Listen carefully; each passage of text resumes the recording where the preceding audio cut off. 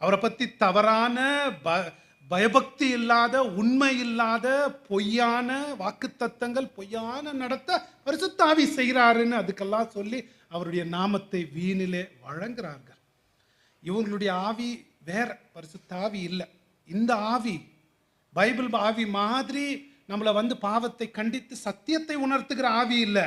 இந்த ஆவி நம்மளை பிடிச்சி கீழே தள்ளும், நம்மளை உளர வைக்கும், நம்மளை சில்லி சில்லியா பேச வைக்கும், நமக்கு உடம்புலலாம் சூடு ஏற்படுத்தும், எக்கல் வர வைக்கும், அப்படியே வலிப்பு வர மாதிரி செய்யும், குடிச்சவங்க மாதிரி உழுவ வைக்கும், உளர வைக்கும், மிருகங்களை மாதிரி சவுண்ட் போட வைக்கும், குதிக்க வைக்கும்.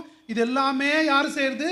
பரிசுத்த ஆவியினுடைய செயல்னு சொல்லி எத்தே பெரிய தேவ தூஷணம் அந்த இடத்துல நடக்குது, எத்தே பெரிய அந்நிய அக்கினி அந்த இடத்துல செலுத்தப்படுகிறது.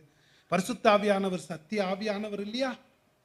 அவர் பிரசங்கத்தை, சத்தியத்தின் பிரசங்கத்தின் மூலமா தான்